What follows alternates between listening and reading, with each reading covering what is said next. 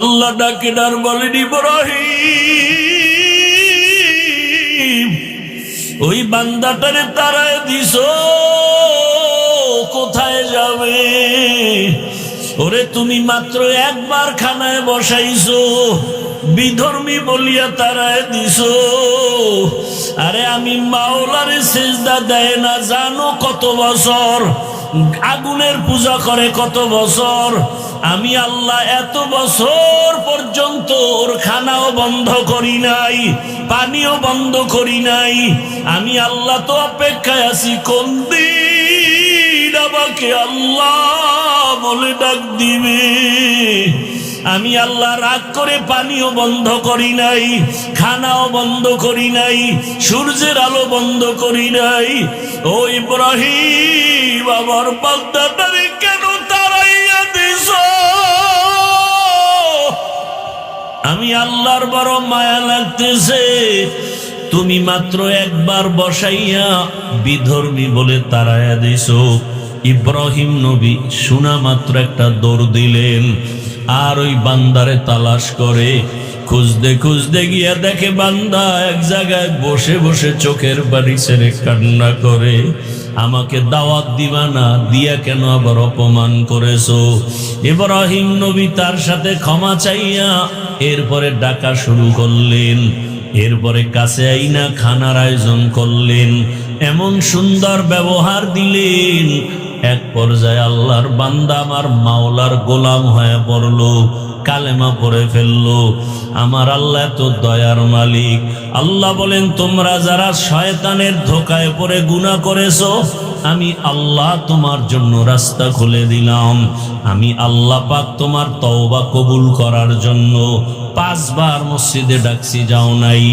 আমি আল্লাহ পাক এখন তোমাকে ডাকার জন্য হাজির হতেছি। আমি আল্লাহ এমন এক টাইমে তোমাকে ডাকতে আসতেছি, অতিও গভীর হয় রজনী যখন,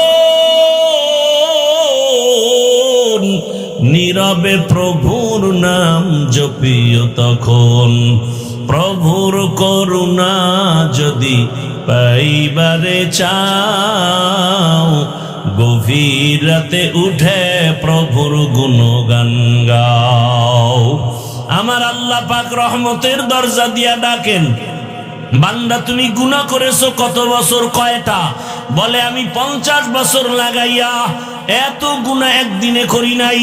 আজকে একটা, কালকে 2টা, এভাবে হাতের গুনাহ, চোখের গুনাহ, জবানের গুনাহ, অন্তরের গুনাহ করতে করতে বছর বছর গুনাহ করিয়া আমার চোখের গুনার পাল্লা ভারী, আমার হাতের গুনার পাল্লা ভারী, আমার অন্তরের গুনার পাল্লা ভারী। গুনাহ করতে করতে 30, 40, 50 বছর একটা পাহাড় হয়ে গেছে। আল্লাহ বলে, তুই গুনাহ করেছো 50 বছর লাগাইয়া, আমি আল্লাহর দরজায় এসে যদি চোখের পানি ছাড়িয়া একবার দিল খুলে ডাক দাও, ইয়া রাব্বি গফিরলি, আমি আল্লাহ তোর 1 সেকেন্ডে জীবনের সব গুনাহগুলো মাফ করে দিব। এমন এক টাইমে আমি আসি যেই সময় আসমান নীরব, জমিনটা নীরব, গাছের পশু পাখিরা পর্যন্ত নীরব, ঘরের মানুষগুলো ঘুমায়, নদীর মাছগুলো নীরব, একটা কোনো আওয়াজ নাই। সমস্ত মানুষ এখন বেহুশ অবস্থা, ঘুমের মধ্যে, কোনো আওয়াজ নাই, নীরব সময়। আমি আল্লাহ তখন প্রথম আসমানে হাজির। ওরে বান্দা, তুই ফজরে কোথায় তালাশ করো? আরে আমি মাওলার দেওয়া পানি খাও, আমি মাওলার দেওয়া সূর্যের আলো নাও। এখনো পর্যন্ত চিনো না সেই সূর্যের মালিককে। বান্দা, তুমি গাছের ফল খাও, চিনো না সে ফলওয়ালার ফলের মালিককে। বান্দা, তুমি নদীর মাছ ধরে খাও, জানো না সে নদীর মাছ দেওয়ার মালিককে। ওই মালিকরে তালাশ করতে কোথাও যাওয়া লাগবে না। ওরে রাতের বেলা আমি মাওলায় হাজির। আমি আল্লাহ এখন ডাইরেক্ট হাজির হয়ে গেলাম।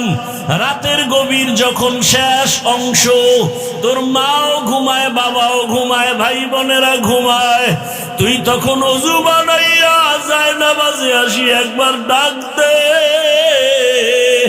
অন্তর খুলে যদি ডাক দাও, আল্লাহ, আমি আল্লাহ পাক তোর জীবনের সব গুনাহ ডাকে মাফ করে দিব। আমি আল্লাহ চাই তোকে কাছে পাওয়ার জন্য। আমি আল্লাহ চাই তুমি আমারে ছাড়া আর কোথাও যাবা না। আমি আল্লাহ চাই তুমি আমার দিকে আগায় আসো। আমি আল্লাহ চাই আমার রহমতের চাদরে ঢুকে যাও। কারণ দুনিয়ার কষ্টের থেকে মরণের কষ্ট আরো কঠিন। আরে তোমার দুনিয়ার আযাব থেকে জাহান্নামের আযাব আরো কঠিন। এক সেকেন্ডের জন্য তুমি সহ্য করতে পারবা না।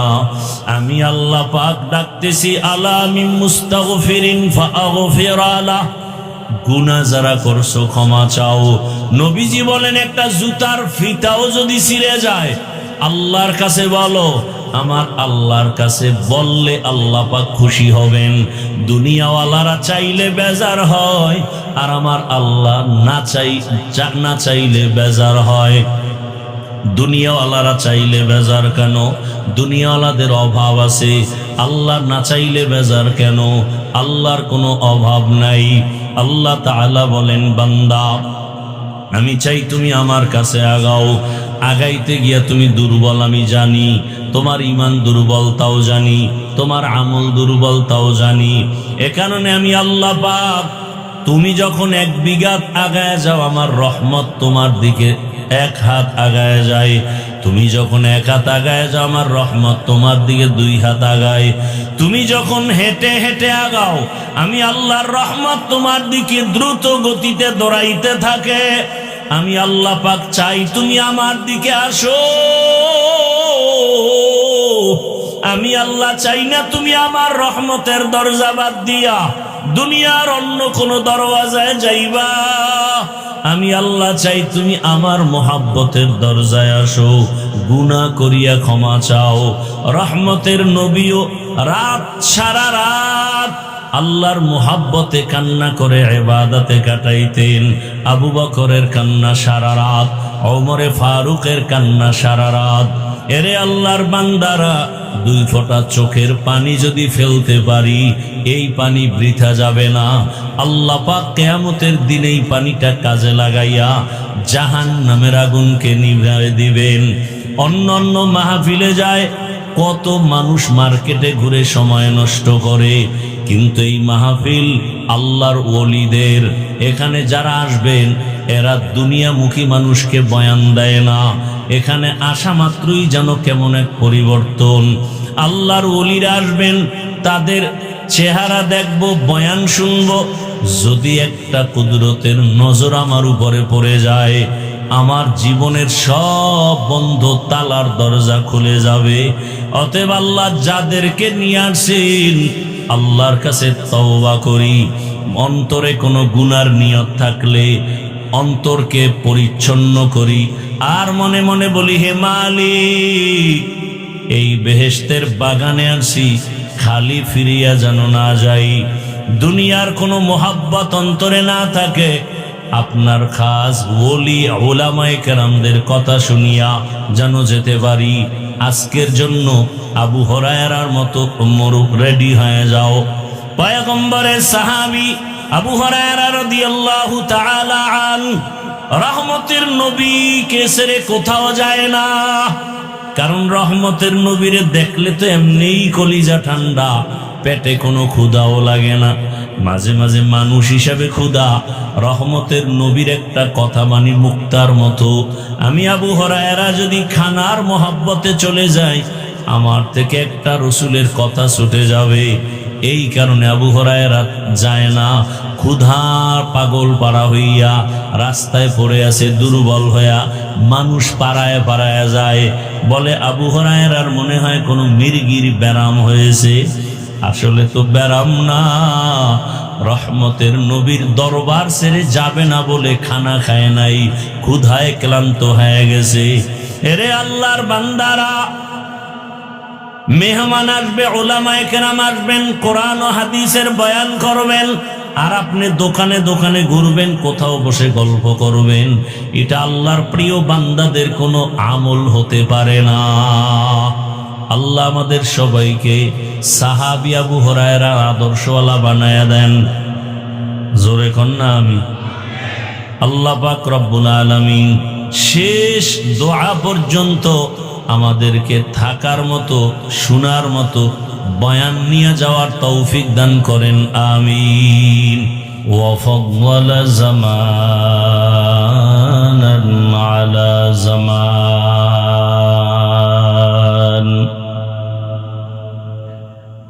কামা ফাদ্দালা মাকানান আলা মাকান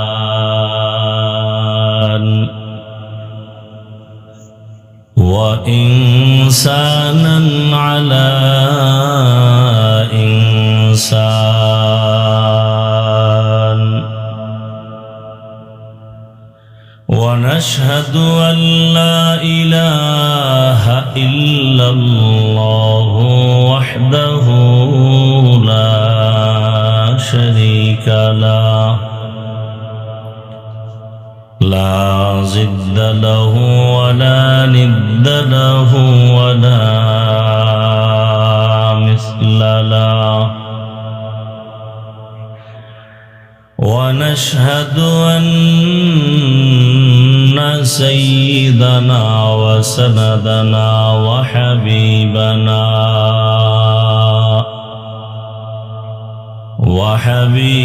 ربنا وطبيبنا وطبيب قلوبنا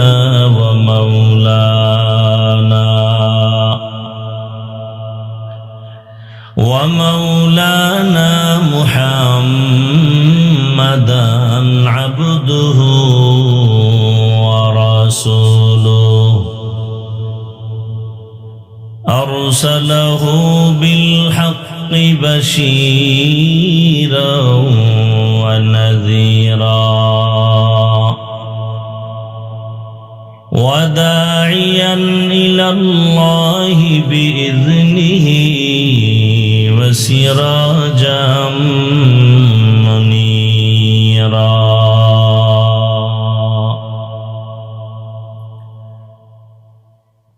اللهم صل على محمد النبي الأمي وعلى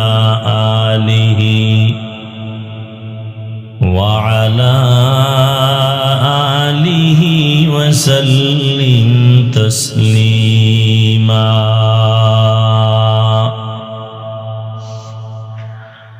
وبعد فأعوذ بالله من الشيطان الرجيم بسم الله الرحمن الرحيم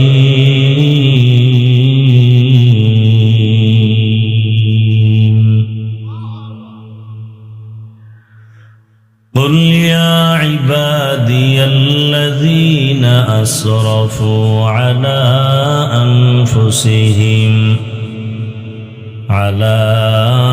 أنفسهم لا تقنطوا من رحمة الله إن الله يغفر الذنوب جميعا إنه هو الغفور الرحيم وقال النبي صلى الله عليه وآله وسلم التائب من الذنب كمن لا ذنب له صدق الله مولانا العظيم وصدق رسوله النبي الأمي الكريم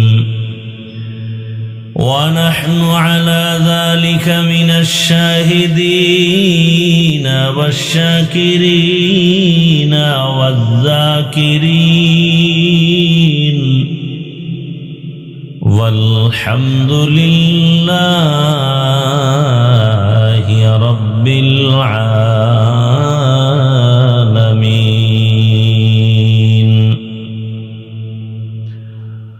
سبحانك لا علم لنا إلا ما علمتنا إنك أنت العليم الحكيم.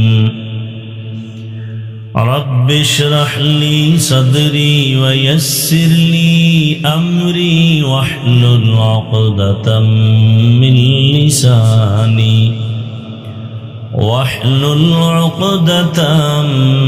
من لساني يفقه قولي.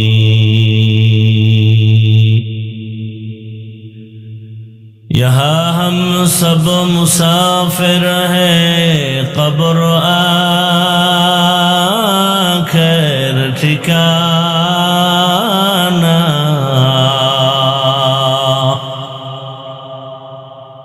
यहाँ हम सब मुसाफिर हैं, कब्र आखिर ठिकाना. कोई आगे रवाना है, कोई पीछे रवाना. कोई आगे रवाना है, कोई पीछे रवाना. मोहम्मद ने आकर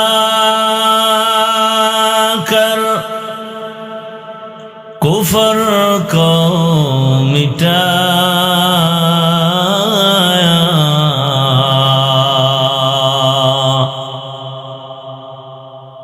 मोहम्मद ने आकर कुफर को मिटाया.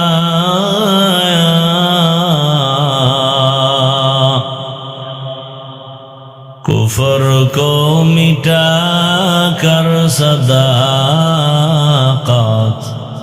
बताया. कुफर को मिटा कर सदाकत बताया.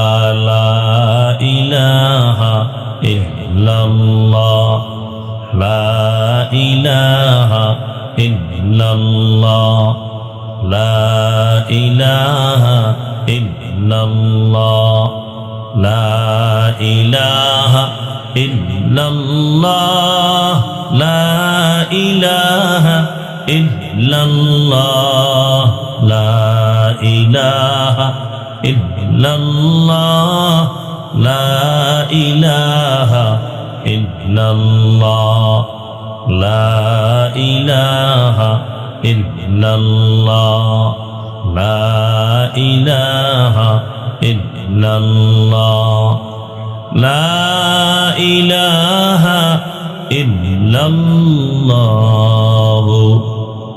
मुहम्मदुर रसूलुल्लाह.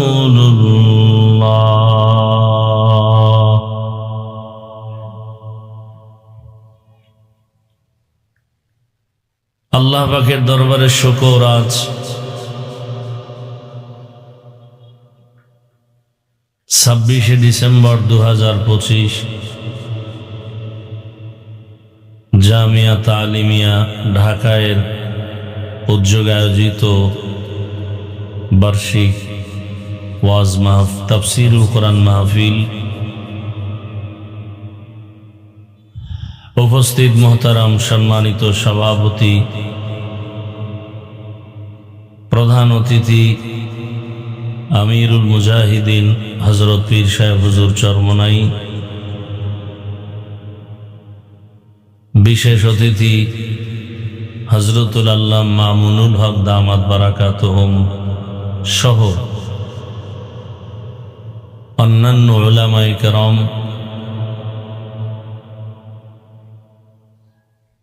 বিভিন্ন জায়গা থেকে আল্লাহ পাকের আশিকিন বা জাকিরিন শাকিরিন মুরব্বিয়ান আযম,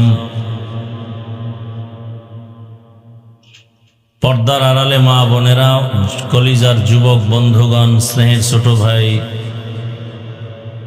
আল্লাহ পাকের দরবারে শুকর যে আল্লাহ আমাদেরকে সুস্থ রেখেছেন, আলহামদুলিল্লাহ।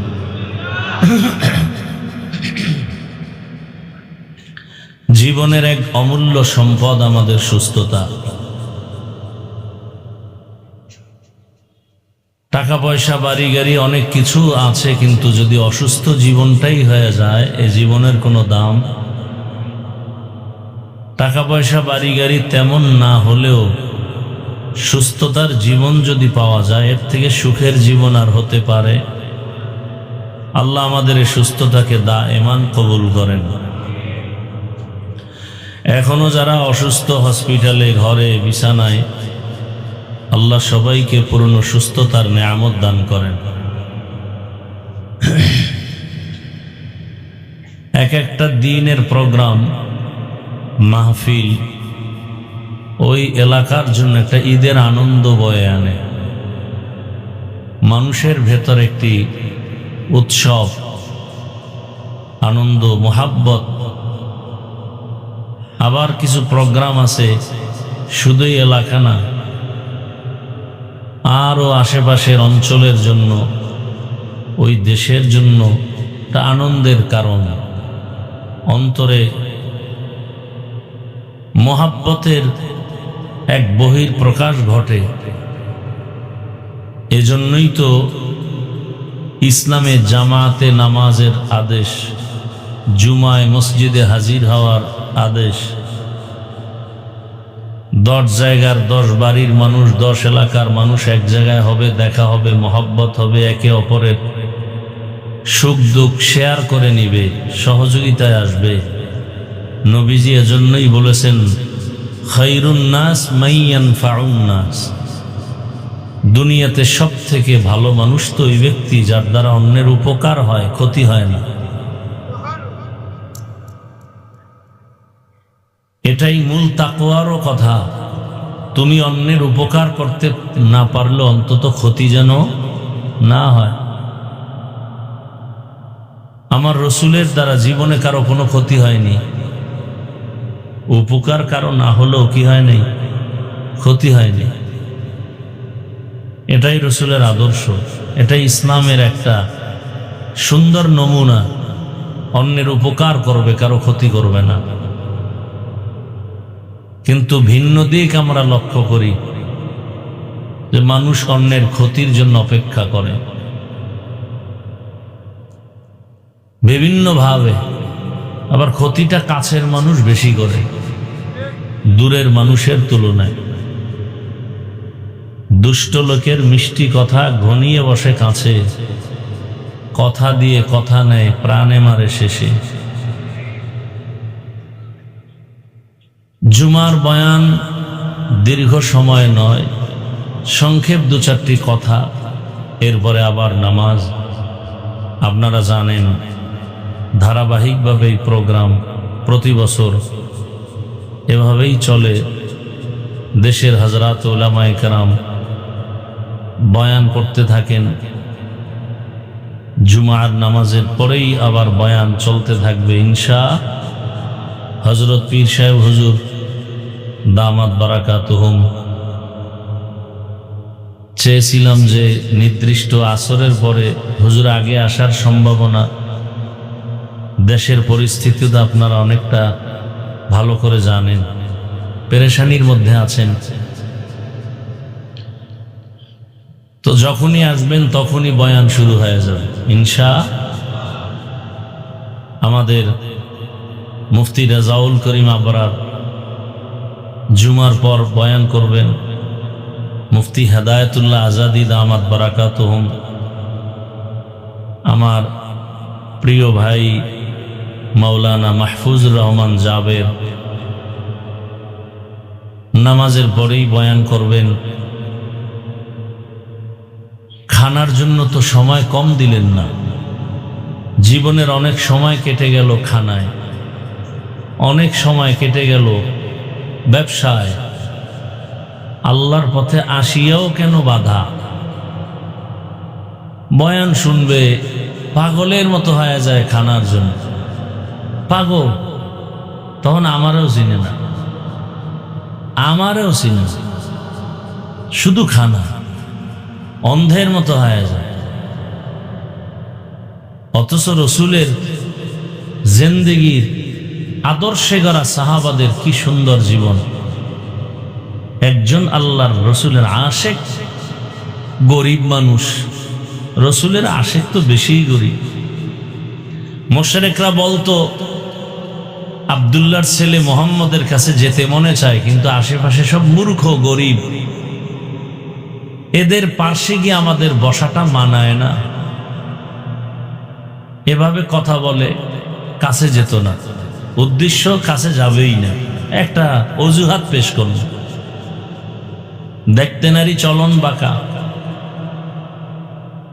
আশেক রসুলের, গরিব মানুষ, অন্যের কাজ করলেই তার চুলায় আগুন জ্বলে, না হয় আর ঘরে খানা হয় না।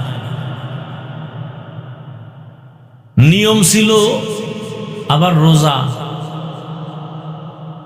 ঘুম থেকে, রাতের ঘুম থেকেই রোজা শুরু হয়, ঘুমাইলেই রোজা শুরু।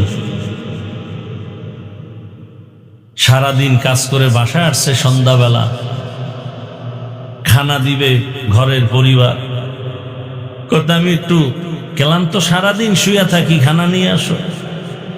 শোয়ার মধ্যে ঘুম হয়ে গেছে, ঘুম শুরু, রোজাও কি আর একটা রোজা শুরু হয়ে গেছে, আর খানা কপালে নেই, হলো না। পরের দিন আবার কাজে গেছে, এক পর্যায়ে দুর্বল হয়ে রাস্তায় পড়ে গেছে, শরীর দুর্বল। রহমতের নবীর কাছে খবর আসলো, রোজাটা কি ভাঙা যাবে? রহমতের রসুল বললেন, না, ভাঙা যাবে না। একটা রোজা যদি কেউ ভেঙ্গে ফেলে, ফরজ রোজা, আর আজীবন যদি রোজা রাখে, যেই সময় রাখার দরকার ওই সময়ের রোজার বরকত, আল্লাহর পক্ষ থেকে যা পাওয়ার সেটা পাবেন। কত কষ্ট করেও দিনকে তারা আঁকড়ে ধরেছেন,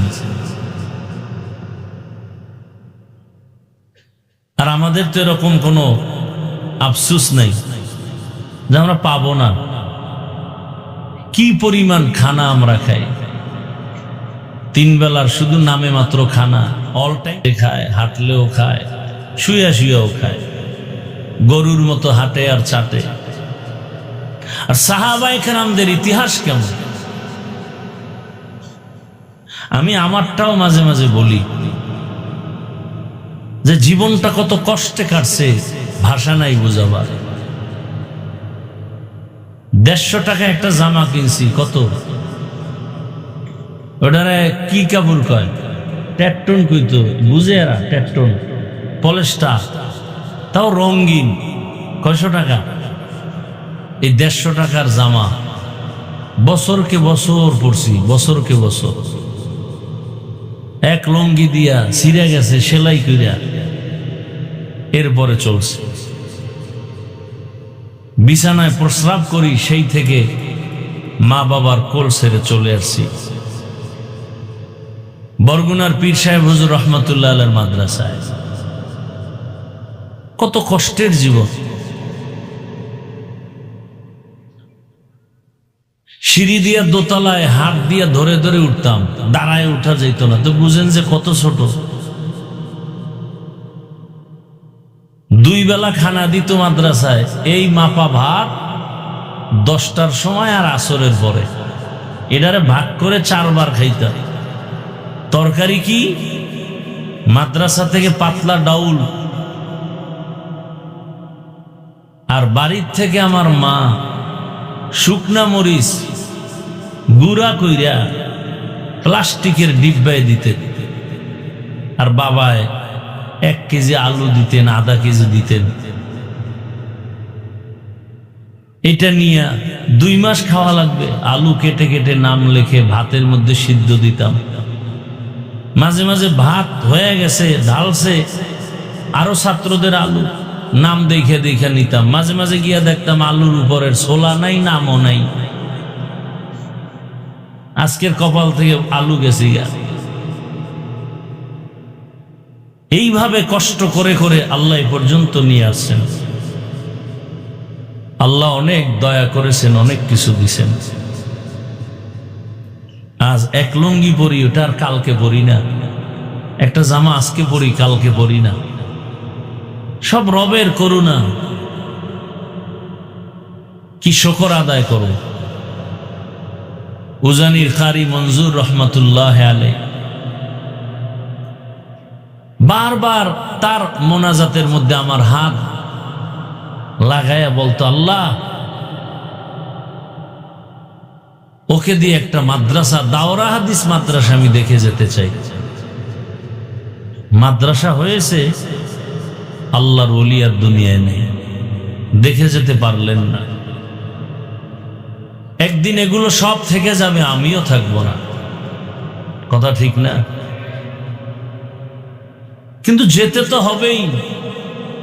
হিসাব দুইটা, সাথে কি নিয়ে যাব আর দুনিয়াতে কি রেখে যাব। হিসাব দুইটা, কি নিয়ে যাব, কি রেখে যাব। আপনি কি রেখে যাচ্ছেন? যেতে তো হবেই, কি মরা লাগবে না? কি নিয়ে যাবেন? ওখানে তো কিছু নিতে হবে, নাইলে উপায় নাই। বিদেশ যাবেন, পাসপোর্ট লাগবে না? কথা বলেন না কেন? ভিসা লাগবে না? না ইমিগ্রেশনে আটকায় দিবে। কাপড় নাই, জামা নাই, কোনো টেনশন নাই, কিন্তু আসল কি? ভিসা, পাসপোর্ট লাগবে। তা আমরা যে পরপারের জীবনে পাড়ি জমাবো, কি নিয়ে যাব? পরকালের জীবনের একমাত্র পাসপোর্ট থাকবে তোমার ঈমানের পাসপোর্ট।